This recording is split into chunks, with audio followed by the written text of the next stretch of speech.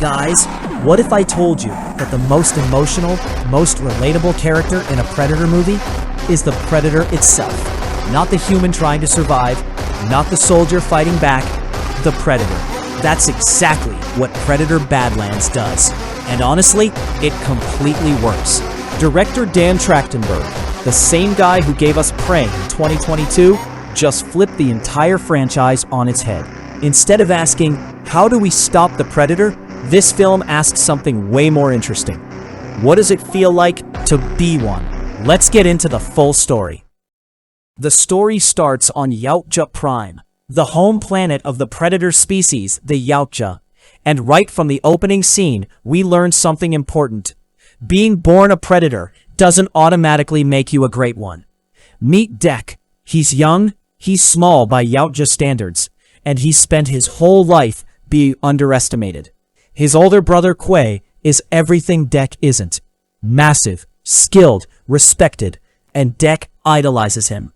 The film opens with the two brothers sparring. Dek fights hard, but Quay is just on another level.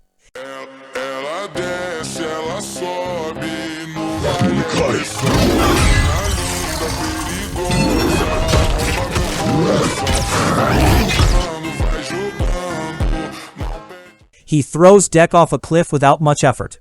And when Dek climbs back up, because of course he does, Quay doesn't meet him with respect. He meets him with disappointment. He tells Dek that being stubborn isn't the same as being strong. That a true Yautja doesn't just refuse to die. A true Yautja proves himself through the hunt. Inside Quay's ship, Dek notices something. A toy he gave Quay when they were young. Still kept after all these years. It's a small detail, but it tells you everything. Quay is tough, yes, but he loves his brother. Quay then arms Dek with a shoulder-mounted laser cannon and tells him about the ritual every Yautja must complete to be accepted by their clan. You have to travel to another planet and kill that planet's apex predator. Bring back proof. That's how you earn your place. Dek immediately locks onto Genna, a death planet home to a creature called the Kalisk, an apex predator so terrifying that even Yar, their father and the clan's leader, has never managed to kill one. That's Dek's target, not because it's smart, because it's the hardest thing he can think of. And then their father arrives. Nyohar takes one look at Dek and asks Quay the same cold question. Why is this one still alive? This is the part that really sets the tone of the whole film. Nyohar orders Quay to execute Dek on the spot. And what Quay does next changes everything. Instead of obeying, he secretly activates Dek's transport ship and launches him toward Genna, giving his brother a chance to survive.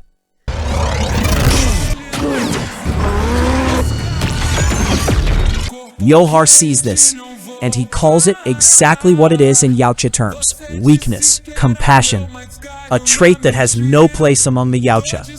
So he executes Quay right there, and Dek watches it happen from inside his ship as it flies away, helpless, unable to do anything. That moment, watching your only protector die because he chose to save you, is what drives everything Dek does for the rest of the film. Dek's ship gets hit by an asteroid on entry and crash lands in the middle of Genna's forest. And Genna is immediately terrifying. Not just because of the creatures, though those are plenty dangerous, but because the plants themselves are trying to kill you. The roots grab, the flowers shoot toxic spines. Everything here has evolved to destroy. Dek barely makes it out of the crash alive. He climbs up a cliff to get away from the attacking roots.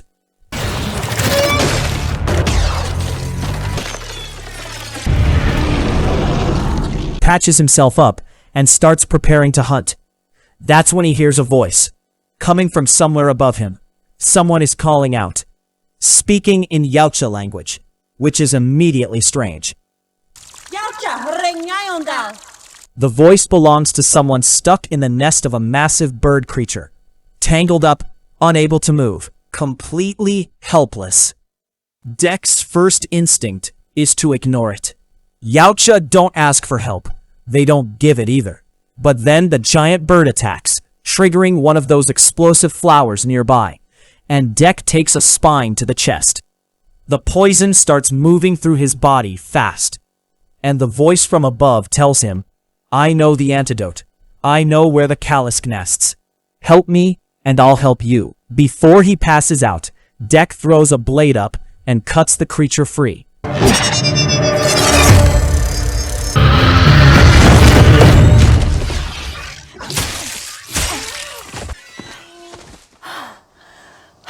The creature that saves him turns out to be Thea, a Weyland-Yutani Corporation android.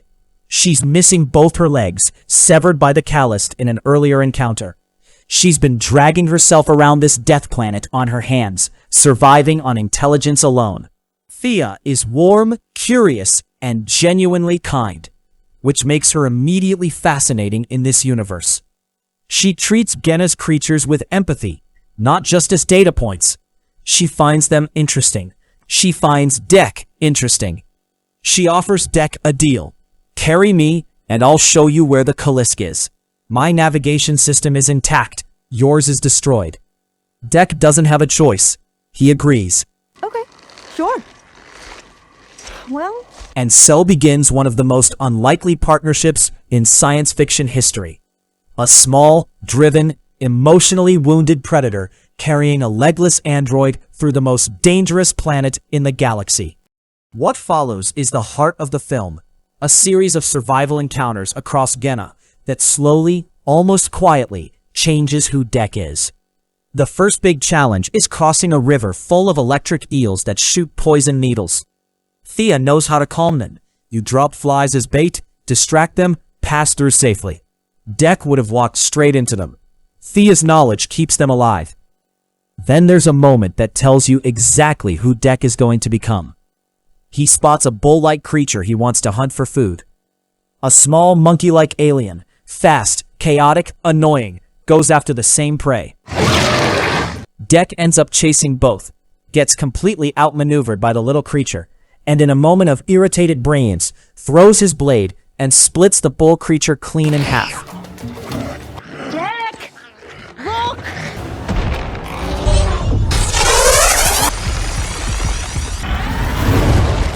The monkey alien just stares at him, and then starts following them. Right after the hunt, something much worse attacks.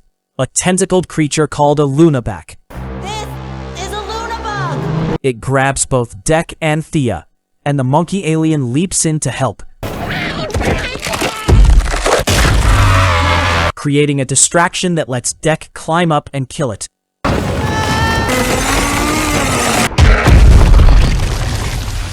After that, the monkey alien doesn't leave. Thea starts calling it Bud. Dek is annoyed. He tells Thea they don't need it.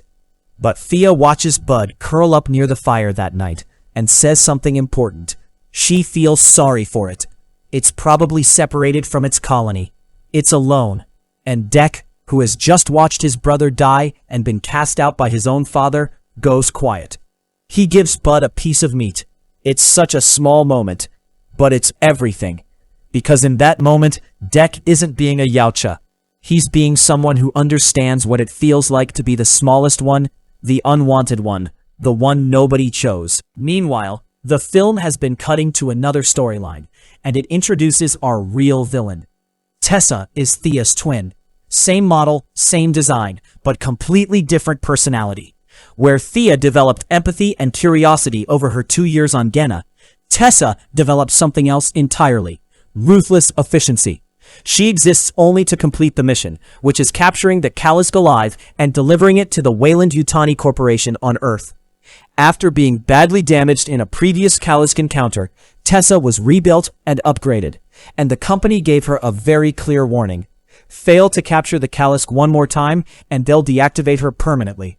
So Tessa is hunting the Callisk with everything she has. And when her systems detect that Thea is traveling with a Yautja, also hunting the Callisk, she pivots immediately. If she can capture Dek, she can study his technology, and she can use Thea's bond with him to control the situation. This is what I find really interesting about Tessa as a villain. She's not evil because she wants to be. She's evil because she's decided that survival requires eliminating everything that gets in the way of the mission. She and Dek are actually facing the same core question. What do you have to give up to prove yourself?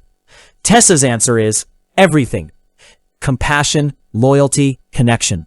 All of it goes. Dek's answer is still forming. Dek and Thea finally reached the Callisk's lair, the ruins of the android research camp that the Callisk destroyed 2 years ago. This is where Thea lost her legs.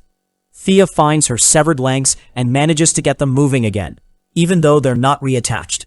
And then she does something that surprises Dek completely. She tells him to run, get as far away as possible, because she already called her location into base and Tessa is coming. Dek is furious. He feels betrayed. After everything they've been through together, she's still putting the mission first? But Thea explains honestly, she's been trying to protect him. The Callisk isn't just powerful, it regenerates.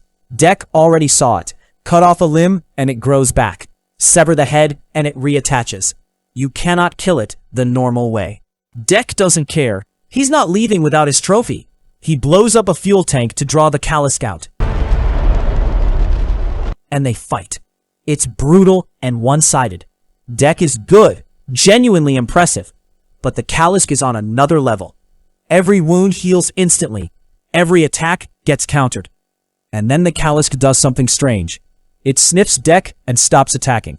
Before Dek can process what just happened, Tessa arrives and fires a freeze bomb, locking both Dek and the Callisk in place. She takes them both back to the base. At the base, Dek wakes up restrained. Tessa wants to study him. She starts taking samples, painfully, clinically, treating him like an object. Thea, reactivated, watches this happen, and she shuts down the machine by force to stop Tessa from hurting Dek. Tessa calls Thea a broken android, says she'll deactivate her permanently, then leaves to deal with a call from headquarters. Dek is angry at Thea. She lied to him. Thea apologizes.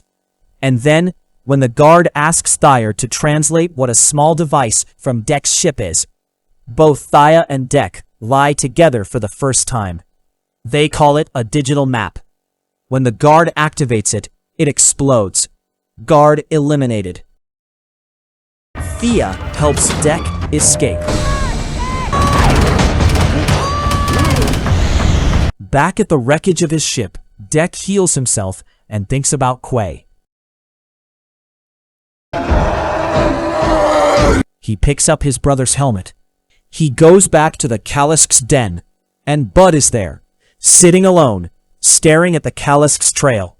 Dek stops. He looks at Bud. He looks at the trail, and he realizes something. The Callisk smelled something on Dek and didn't attack.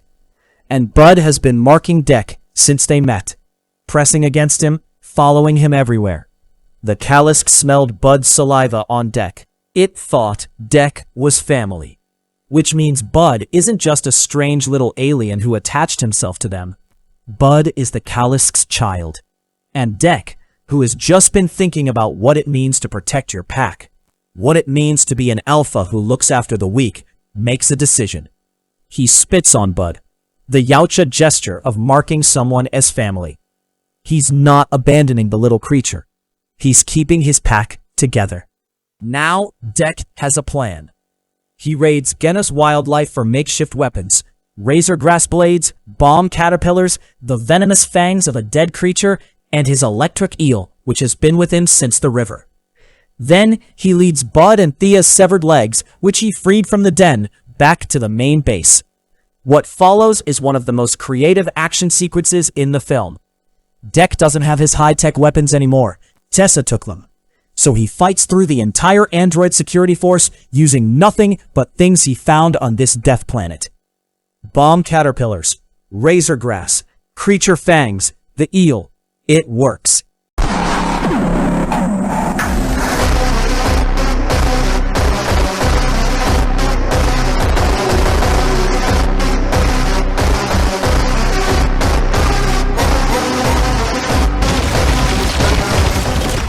Meanwhile, Thea's severed legs have been walking themselves through the base, taking down guards, finding Thea's containment unit.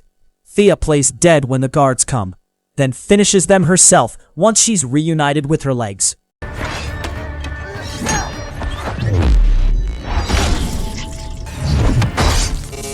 Tessa shows up in a giant combat mech. She's also recovered Deck's laser pistol, and she opens fire. Deck's eel jumps in front of him to take the shot. It dies protecting him. That hits Deck hard. He throws himself at Tessa's mech, climbs on top of it, rams a bone into the controls. And then the Kalisk, free from its container, drawn back to its child, arrives and tears the mech apart. It swallows Tessa. And then the Kalisk freezes and shatters. Tessa activated her freeze bomb from inside the Kalisk's body. She used herself as a weapon to destroy it from the inside. But Deck got to Tessa first, impaled her before the bomb fully triggered, and Bud finishes it, tearing out Tessa's head and spine in classic Predator fashion. The threat is over. The Kalisk is gone. But Deck kneels beside Bud, who has just lost a parent, and he marks Bud again, this time with more intention. This creature is his family now. Months later, Deck, with Bud now grown considerably larger, returns to Yautja Prime. He lands in front of Nyoar's stronghold and presents Tessa's skull as his trophy. He asks for the cloaking device, his reward for completing the hunt. Nyoar refuses, still calls Deck weak, still sees him as an embarrassment. He sends his guards to kill Deck. Deck kills them instead, easily, then defeats Nyoar himself in a duel, cuts off his arm, and traps him. Nyoar, now desperate, offers Deck a place in the clan. Finally, Deck says no.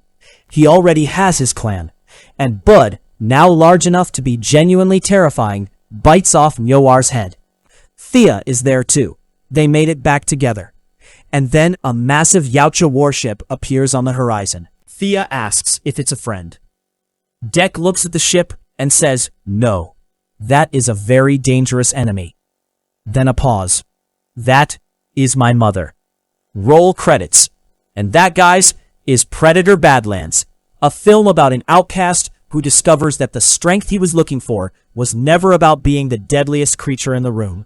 It was about being someone worth following. If you enjoyed this breakdown, hit subscribe. We do this every week. Drop a comment and tell me, who was your favorite character? Personally, I think Thea deserved every scene she got. But I want to hear from you. See you in the next one.